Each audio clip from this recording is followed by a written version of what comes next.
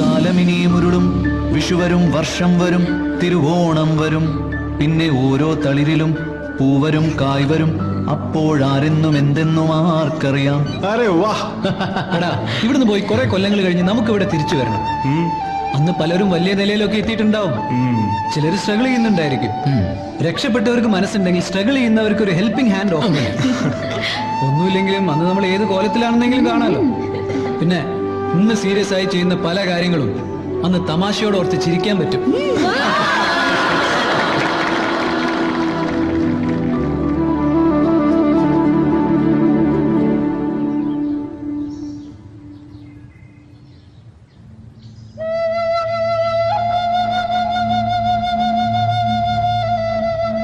നാളെ വീണ്ടും കോളേജ് തുറക്കും. ക്ലാസ്സിൽ മുരളി ഉണ്ടാവില്ല.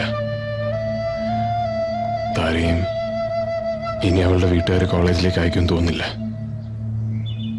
കടം കഴിക്കൽ പോലെ കുറെ ദിവസങ്ങൾ അതേ ഇനി കോളേജ് ലൈഫിലുണ്ടാവും. ഞാൻ പഠിത്തം മതിയാക്കാണ് വയസ്സേ. എന്താ നീ പറയുന്നത്? താരയുള്ളതുകൊണ്ടാണ് ഞാൻ ഈ കോളേജിലേക്ക് വന്നത് നിനക്കറിയാലോ. അവളെ അപമാനിച്ച് എന്റെ പഴയ സഹിച്ചിവിടെ നിൽക്കാൻ വയ്യ. താരയെ ഞാൻ പോയി കാര്യം പറഞ്ഞ് മനസ്സിലാക്കാം. വേണ്ട, ആ തെറ്റിദ്ധാരണ ഇനി മാറ്റാൻ പറ്റില്ല. അവള് പോയി, അത് സത്യ. വീട്ടിൽ അമ്മയ്ക്കും വയ്യണ്ടായി. എന്തെങ്കിലും ജോലി കണ്ടുപിടിച്ച് അമ്മയും പെങ്ങന്മാരെ നോക്കണം. ഈ മാനസികാവസ്ഥയില് പഠിക്കലും പരീക്ഷ എഴുത്തൊന്നും നടക്കില്ല. നീ സീരിയസ് ആയിട്ട് പറഞ്ഞാണോ? അതെടാ, ഇവിടെ നിന്നൊരു മാറ്റം അത്യാവശ്യമാണ്. നാട്ടിലുള്ളൊരു ഹമീദ് ഇപ്പൊ ബോംബെയിലുണ്ട്. അവിടെ ചെന്ന് അയാളെ തപ്പിപ്പിടിച്ചെടുക്കണം. പിന്നെ മുരളി പറഞ്ഞ പോലെ ഭാഗ്യമുണ്ടെങ്കിൽ എന്നെങ്കിലും എപ്പോഴെങ്കിലും വീണ്ടും കാണാം. ഡയമണ്ട് ബിസിനസ്സുകാരുടെ ഇന്റർനാഷണൽ ഏജന്റ് ഒരു ഹമീദ് സുഗുവിന്റെ നാട്ടുകാരനായിരുന്നു. അയാളാണ് സുഗുവിനെ ഡയമണ്ട് ബിസിനസ് ടോപ്പ് ഗണ്ണായ ശാന്താറാമിനെ പരിചയപ്പെടുത്തിയത്. സുഗുവിൻ അയാളുടെ വിശ്വസ്തനായി. അമ്മയെ മുംബൈയിൽ കൊണ്ടുപോയി ചികിത്സിക്കാനും പെങ്ങന്മാരെ കെട്ടിച്ചയക്കാനും ഒക്കെ അയാളാണ് സുഗുവിനെ സഹായിച്ചത്. ശാന്താറാമിന് വ്യക്തമായ ലക്ഷ്യങ്ങളുണ്ടായിരുന്നു. ഒരു അണ്ടർവേൾഡ് ഡോണുമായി പ്രണയത്തിലായിരുന്ന അയാളുടെ മകൾ രത്നയെ സുഗുവിനെ കൊണ്ട് വിവാഹം കഴിപ്പിച്ചു. കടപ്പാടിന്റെ പേരിൽ ശാന്താറാമിന്റെ മരണം വരെ ഒരു വീടിനുള്ളിൽ ഭാര്യ ഭർത്താക്കന്മാരായി അവർ അഭിനയിച്ചു. ശാന്താറാം മരിച്ചതോടെ രത്ന നാടകം മതിയാക്കി ഡിവോഴ്സും വാങ്ങി കാമുകനോടൊപ്പം പോയി.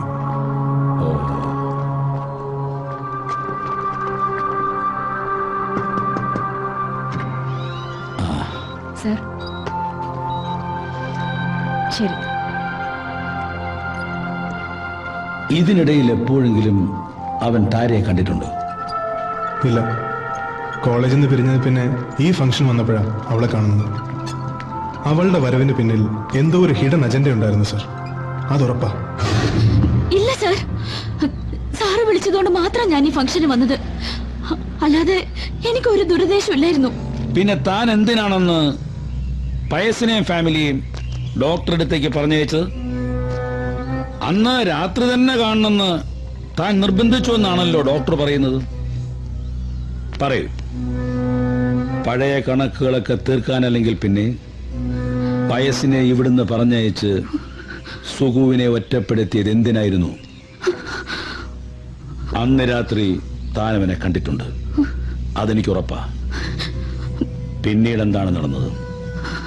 അതാണ് എനിക്കറിയേണ്ടത്. ഞാൻ പറയാം. അന്ന് പയസിനെ ഇവിടുന്ന് മാറ്റിയത് സുഗുവിനെ തനിച്ചു കിട്ടാൻ വേണ്ടി തന്നെയാ. പക്ഷേ അത് സാർ ഉദ്ദേശിച്ചതുപോലെ പ്രതികാരം ചെയ്യാനല്ല, പറ്റിപ്പോയ തെറ്റുകൾക്ക് മാപ്പ് പറയാനാ. കോളേജിലെ പഠിത്തം ഡിസ്കണ്ടിന്യൂ ചെയ്ത് വീട്ടുകാരെന്നെ മദ്രാസിലെ കലാക്ഷേത്രയില് ഡാൻസ് കോഴ്സിന് ചേർക്കാൻ തീരുമാനിച്ചു. അപ്പോഴാണ് എന്റെ ഡാൻസിന്റെ കുറെ സർട്ടിഫിക്കറ്റുകൾ സുഗുവിന്റെ കയ്യിലാണെന്ന് ഞാൻ ഓർത്തത്. അന്ന് എനിക്ക് സതീശനുമായിട്ട് മാത്രമേ കോണ്ടാക്ട് ഉണ്ടായിരുന്നുള്ളൂ. മദ്രാസിൽ പോകുന്നതിന്റെ തലേന്ന് ഞാൻ സതീശനെയും കൂട്ടി സുഗുവിന്റെ വീട്ടിൽ ചെന്നു. ആ വീടിന്റെ അവസ്ഥ കണ്ടപ്പോ ഞാൻ ആകെ തകർന്നു പോയി. സുഗുവിന്റെ വീട്? അതെ, വരൂ. അകത്തേക്ക് വരൂ. ഞങ്ങള് സുഗുവിന്റെ ക്ലാസ്മേറ്റ്സാ.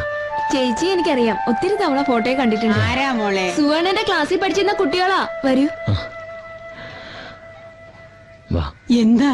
എന്റെ ഡാൻസിന്റെ കുറെ സർട്ടിഫിക്കറ്റുകൾ സുഗുവിന്റെ കയ്യിലുണ്ടായിരുന്നു. അതവിടെ ഉണ്ടോന്നറിയാൻ വന്നതാ.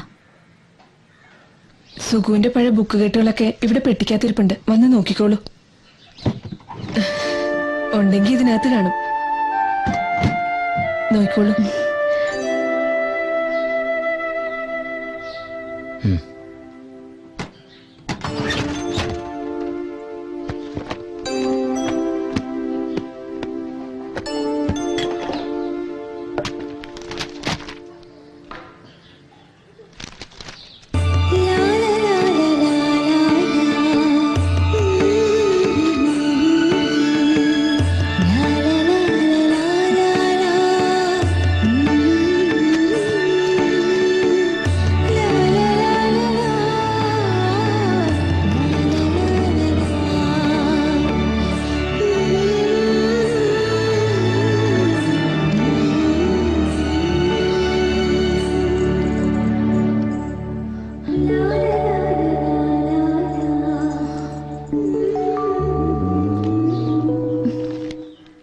സർട്ടിഫിക്കറ്റ് ഒക്കെ കിട്ടി, ഞങ്ങൾ ഇറങ്ങാ.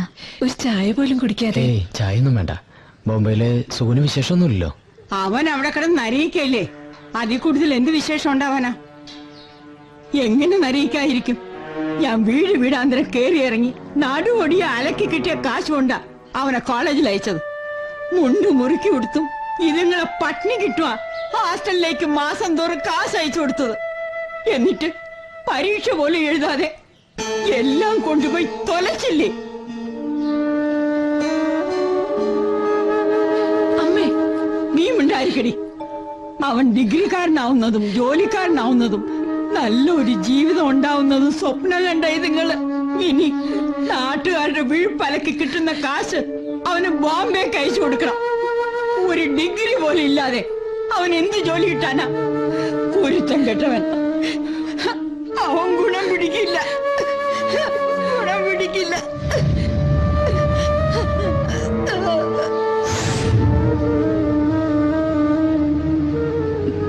എന്നെ മാത്രമല്ല, ആ പാവം വീട്ടുകാരെയും കൂടെ വഞ്ചിച്ചിട്ടാ അവൻ ബോംബെക്ക് പോയത്.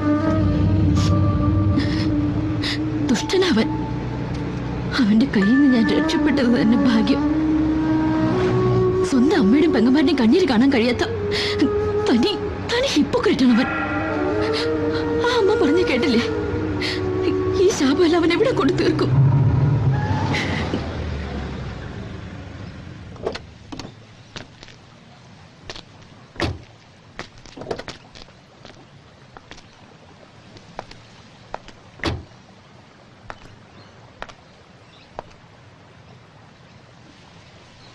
ആ അമ്മയുടെ ശാപവാക്കുകള് അവന്റെ തലയിലല്ല, എന്റെ തലയില വീണത്.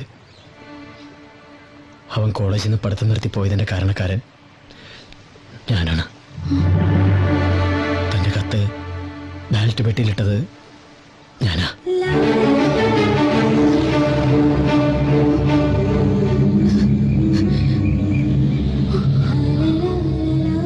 ആ ഷോക്കിൽ നിന്ന് റിക്കവർ ചെയ്യാൻ എനിക്ക് കുറച്ച് നാളുകൾ വേണ്ടി വന്നു. പിന്നീട് മദ്രാസിന് ആദ്യത്തെ വെക്കേഷൻ വന്നപ്പോൾ സുഗുവിന്റെ ബോംബെയിലെ അഡ്രസ്സ് മേടിക്കാൻ ഞാൻ വീണ്ടും അവന്റെ വീട്ടിൽ പോയി. പക്ഷെ അപ്പോഴേക്കും സുഗു അമ്മയും സിസ്റ്റേഴ്സിനെയും ബോംബെക്ക് കൊണ്ടുപോയിരുന്നു. എന്റെ ആദ്യത്തെ ഡാൻസ് പ്രോഗ്രാം ബോംബെയിലെ ഷൺമുഖാനന്ദ ഹാളിൽ വെച്ചായിരുന്നു. അന്ന് അവിടെ അത് അറേഞ്ച് ചെയ്തെന്ന മണി നായർ സുഗുവിന്റെ ബോസ് ശാന്താറാമിന്റെ ഫാമിലി ഫ്രണ്ടായിരുന്നു. അയാളിൽ നിന്നാണ് സുഗുവിന്റെ കല്യാണം കഴിഞ്ഞ വിവരം ഞാൻ അറിയുന്നത്. വിഷമമൊന്നും തോന്നിയില്ല. അവന്റെ കുടുംബത്തെ രക്ഷിക്കാനാണ് അത് ചെയ്തതെന്ന് എനിക്കറിയായിരുന്നു. പിന്നീട് ഈ മണി നായർ എന്റെ നോർത്ത് ഇന്ത്യൻ പ്രോഗ്രാമുകളുടെ കോർഡിനേറ്ററായി. അയാളിൽ നിന്നും സുഗു ഡൈവേഴ്സ് ആയതുവരെയുള്ള കാര്യങ്ങൾ ഞാൻ അറിയുന്നുണ്ടായിരുന്നു. പണ്ട് ഞാൻ അവനൊന്ന് വിശ്വസിക്കാൻ കൂട്ടാക്കിയിരുന്നെങ്കിൽ അവന് ഈ ഗതി വരില്ലായിരുന്നു.